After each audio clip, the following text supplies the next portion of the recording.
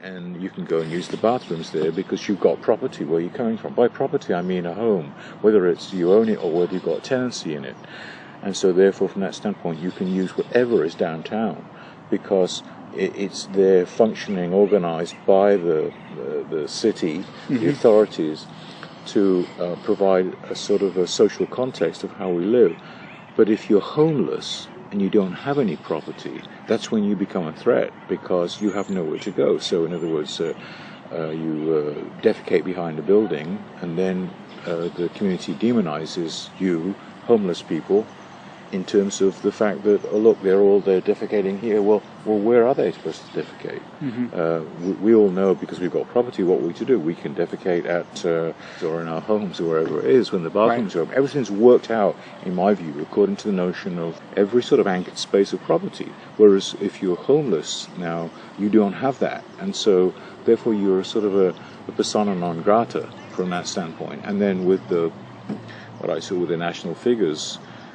With California, and this is the low count from the point in time count. Our count was 1,500 people in Butte County, but it's 136,000. Well, 136,000 in California, and the next highest one was New York, 77,000. And then after 3 or 4 other states, you're down to 4,000 or 5,000. In other words, the predominance of homeless people is actually in California, according to the count. And then this is where Ed helped me with some of the figures. When you look and you see the people who are unsheltered, it's nearly 60% of people who are on that count, homeless, who are unsheltered. Yeah, sleeping rough. Sleeping rough. Now, what by unsheltered? What that means to me is without possession of property in some form. So they're people who don't belong. So I'm looking at it from the standpoint of if they don't belong then what is wrong with our system? And my primarily focus is upon a Christian perspective because the church, obviously, the Christian church, or better form, has bought into the notion of property because they're dependent upon it for their livelihood and all the rest of it. Because, but originally, the early Christians were actually, in many respects, in the first 3 centuries at different times in the Mediterranean world, were actually in a similar situation in respect to that they did not possess their property. They were frequently regarded as aliens, not wanted, had to meet in subversive ways and so forth.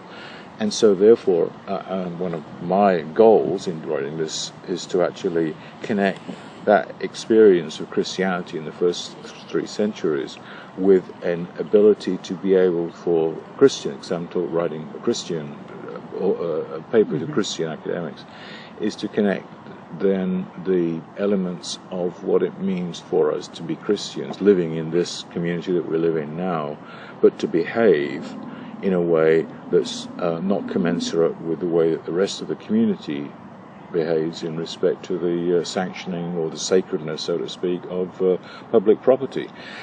And the model that I will be using for that is Jesus, because Jesus himself lived outside the bounds of what you call normalized sanction existence, which basically again comes down to property.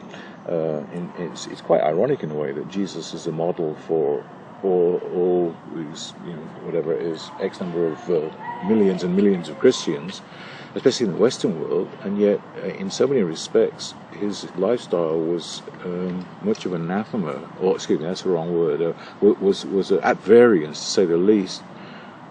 He was born in a stable, according to 2 of the Gospels, in very poor circumstances, and he was rejected by his own family, and basically he said, the community of people who gather around me, my disciples, these are my family, my brother and sister and mother and so on. There's a situation where Jesus once said, somebody said to him, I'll follow you wherever you go, and he said, well, foxes have got holes and birds have got nests, but I don't have anywhere to lay my head. Yeah. So, all right. And then right at the very end, when he was put to death by a combination of two what you might call legal authorities. That's Roman jurisdiction, and under that, the authority of the priesthood in Jerusalem. And one of the books of the New Testament, the book of Hebrews, actually makes a reference to him being put to death outside the camp. What that means is outside the confines of the sacred city of Jerusalem. The point I'm making is that in the end, Jesus became the personified person who has no home, who is rejected by everyone, even to the point where the community said, we will put him to death. I mean, you can't reject a person any more than saying, we will execute you, which is what they did with him. And the strange thing is that person has become a model for how Christians are to live. That's what I'm talking about. So I want to explore more that route, which doesn't mean that that Christians don't have. We're not communistic in the sense that we don't have private property. I don't think that means that at all. But it does mean an exploration of the model of how the church sanctions the status quo, and is such a part of the status quo that it seems to be unbothered by the fact that there are all these homeless people who are dispossessed and disenfranchised, and there's no refuge for them. We need more than 2 churches to provide shelter in the evening. Let's put it that way. It's a really fascinating thing. God puts you in different places. I've been doing a lot of research on the Gospels. Tolstoy actually had a book he wrote called The Gospels in Brief, and he puts all 4 of them together. And actually, when you were talking, it made me remember. And I went back and looked at the Bible. I thought Tolstoy did an exceptional job of representing what was put in the Bible. But he was really upfront in the way he wrote it, that Jesus was put to death by the Jerusalem priesthood because they were fearful that his nonviolent life and the way he gathered people to follow him was going to upset the apple cart. And that's why they killed him, because he was going to upset the apple cart. I mean, most scholars will say that, or I think most scholars will say that what precipitated that was Jesus cleansing the temple, which was a symbolic act of saying this whole system is corrupt. Right in the center, he did that right in the center, which was the sacred area, which is the temple. But we don't have a sacred area, in my view, in our society, in the sense of a church or a temple. Our sacred area is communicated to us, in my view, through secularism. And secularism is that the sacred canopy, so to speak, is our community. And so the downtown plaza and so forth, all these are the sacred areas. And who is it who are messing with the sacred areas? There's one element that I will be exploring for Christians. I want to say that there's a sense in which we Christians need the homeless people to remind us of the experience of Jesus, from which we tap into and find our whole reason to be. So that from that standpoint, rather than being drawn away from it, we find Jesus there. And Jesus himself, in some ways, said as much once. For example, there's a sort of an enigmatic parable where he draws this picture of Judgment Day, and he refers to the Son of Man, which I think he refers to himself, and he says there'll be 2 groups of people. One, he calls them the sheep and the goats, and he's going to say to the sheep, "Come into the kingdom that's been prepared for you, and because I know you and you know me, because when I was homeless, you helped me. When I was needing a drink, you gave me drink, food. When I was in prison, you visited me." And so on. And they say, well, we never saw you. We don't know what you're talking about. This is in the story, the parable. And then Jesus says, when you did it to the least of these among you, you did it to me. So somehow Jesus is found then in the most broken of people. So from that standpoint, I think we need, and I'm not saying we need them, so therefore let's perpetuate brokenness and let's perpetuate homelessness. No, we seek to eradicate it, but let's not walk away from it. Let's not shield our eyes from it. Let's not have these people in our churches because they'll disrupt us. Exactly. We need disruption, but in my view, so does what I'd call the secular community, because in my view, the city is based upon a secular notion that it exists without God. And I'm thinking of the post-Enlightenment situation in respect to the construction of communities outside of the pale of the churches in the Middle Ages in Europe. So in other words, every civic organization was functioned around church polity, church order. After the Enlightenment, in very simple terms, it came down to the fact that a secular community exists without recourse to God. So where are the churches? Well, they're sort of shunted like into the suburbs somewhere, but they're not really needed. They're not really needed for society to function.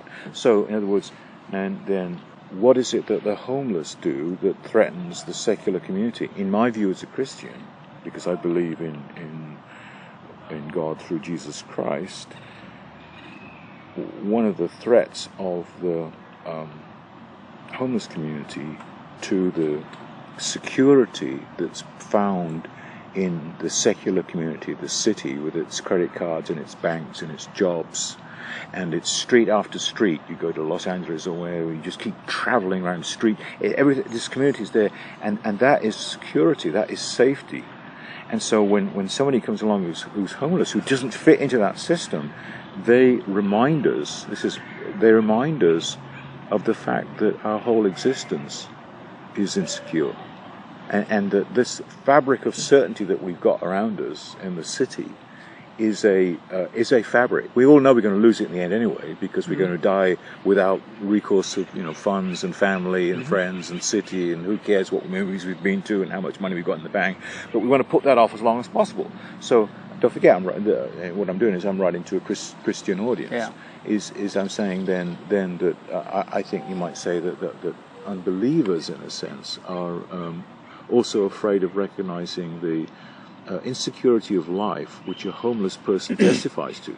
And on a popular level, a popular anecdotal level, at the Jesus Center sometimes when people are serving there in groups, not necessarily Christian groups at all, they're serving food and they'll come up to me and they'll say, boy, I'm 3 paychecks away from eating at the Jesus Center, or there for the grace of God go I, or I have a brother or a cousin who's homeless. In other words, that threat is always there, and especially there when you, in my view, when you see somebody who is like coming to see you. So I saw 3 or 4 people I know who were ferreting among garbage downtown looking for stuff, and to a sort of well-versed, so to speak, secular person, that person becomes a threat, because he or she interferes with the view of reality that I've constructed, which is that I have security, I'm safe, here I am. Here's this person who's not got it. All right, in my view, that's sort of a hint of the insecurity of our whole existence. Now, that's not an argument that would convince or appeal to somebody who didn't accept Christian presuppositions, but I'm hoping that I develop to an argument that Christian people will hear and listen to in respect to the construction of our communities. Anyway, that's... Gandhi had a quote. He says, I so much like your Christ, but I so much don't like your Christians because they're so unlike your Christ. It's a little harsh. It's very, but there's a lot of harsh. truth. A lot of times there's truth in some of the harsher statements. Yeah.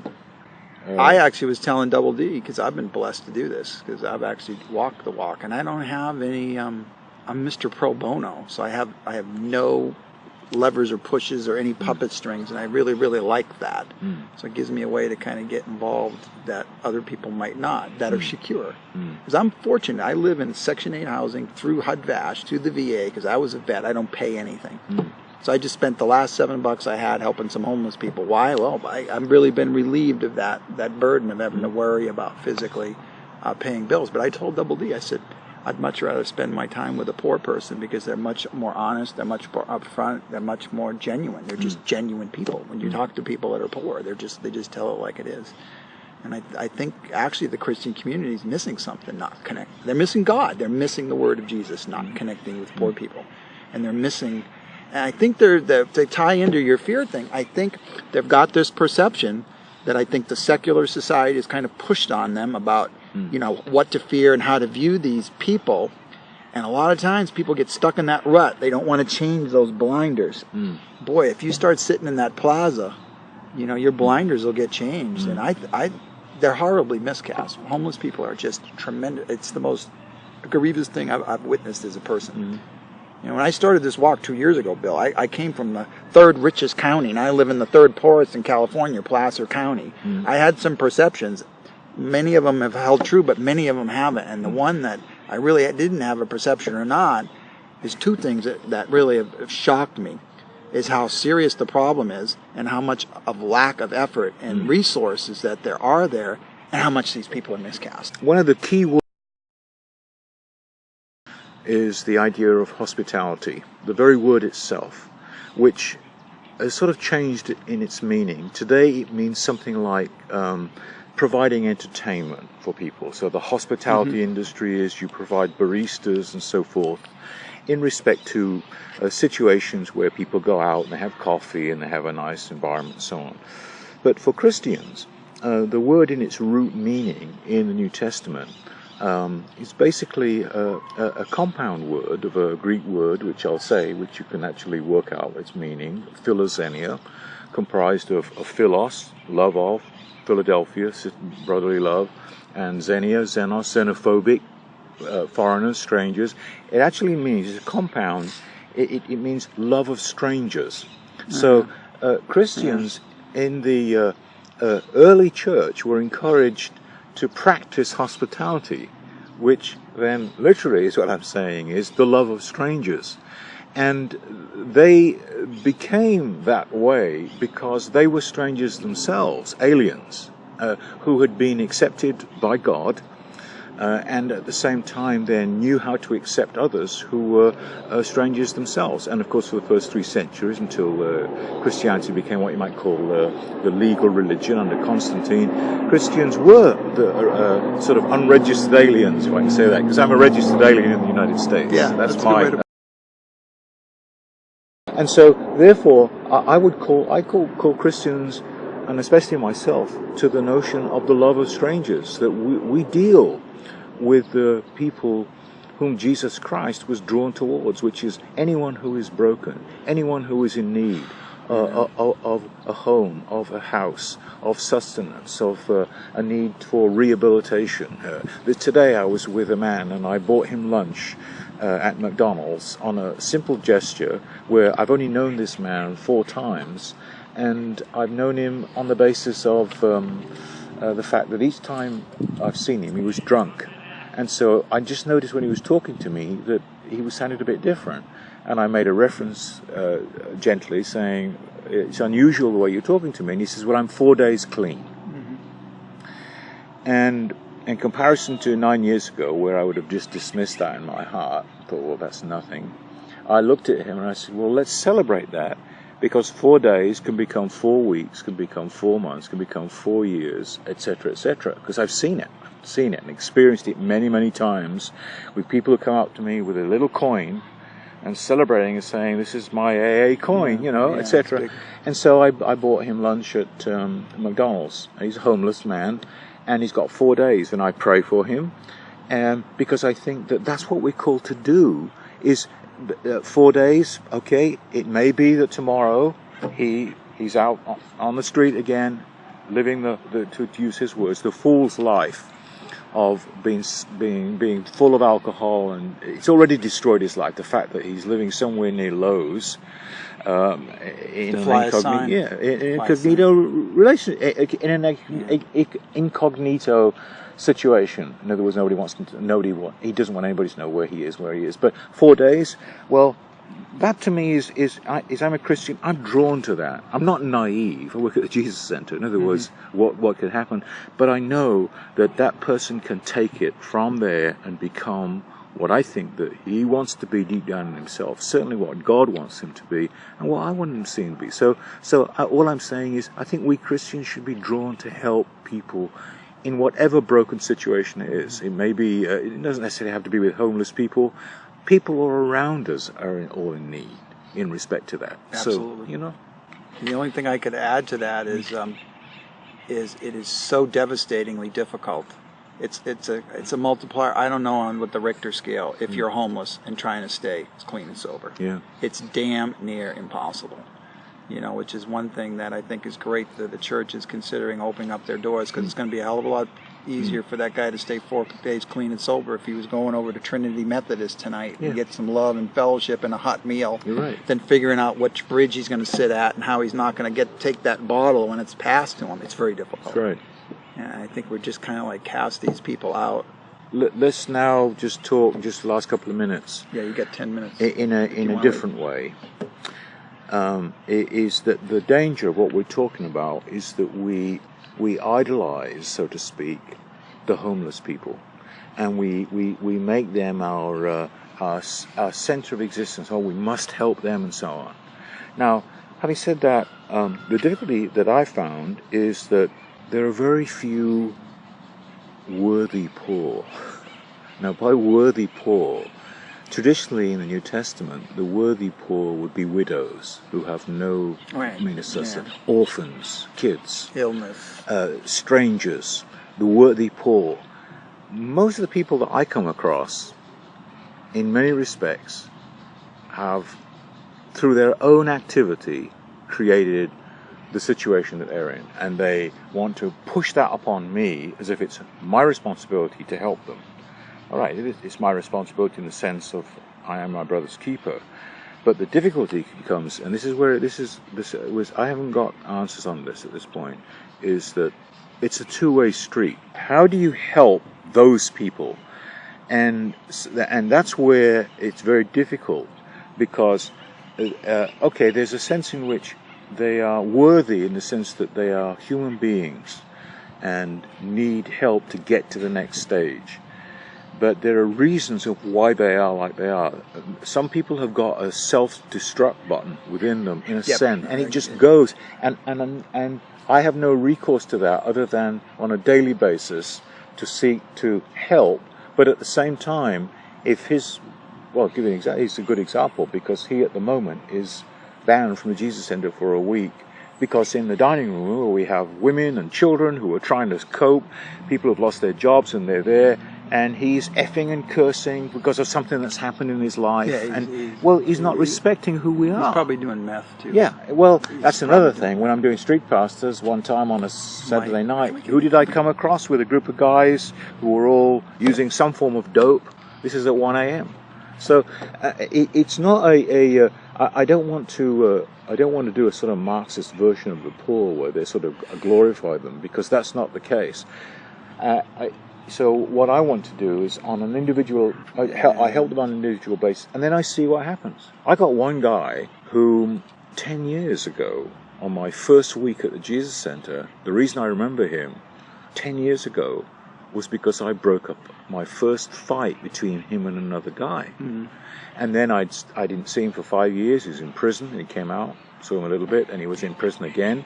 And he's now come out. He's been out a while, and I've approached him twice, and I've said to him, well, you and I got a relationship. You go back the first week when I was in the Jesus Center and thought, what the hell am I doing here? I broke up a fight between you and another guy. I said, we've got a bond. I said, you know something? I said, I want to really help you because you're part of my beginnings. So please come and see me and tell me what I need to do. Mm-hmm. Do you know he's not been to see me? Now, it's either because he's in a state of mind of being in prison, doing his drug activity, whatever it is he's doing, and he doesn't allow the fact that somebody's actually I don't know what I can do. Maybe I can not do nothing for him. I want to help you, and he doesn't want to pick it up. And so in the end, I can walk away from him and think, I can't help you. Ultimately, we're all responsible for ourselves. And I'm not saying now that don't forget, I'm not saying that we shouldn't help other people. We do. But at the same time, I'm not going to.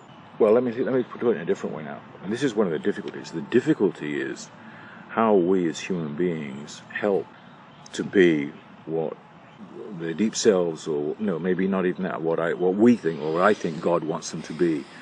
And I'm going to use one of your terms here. You have to be down and dirty, and I mean that. I mean okay, Michael, what are you going to do today? What's going to, and this guy's 4 days clean. What's going to happen tomorrow? That's all we're concerned about. Is on that simple level, rather than thinking of the larger problem and whatever's going on and so on. In terms of the structures that have created this situation, which through self-destruction, as well as structures around them where they can't get out of the situation they're in, is such that here they are and they're caught up in this. So I want to be a realist from that standpoint, but I don't want to be a cynic.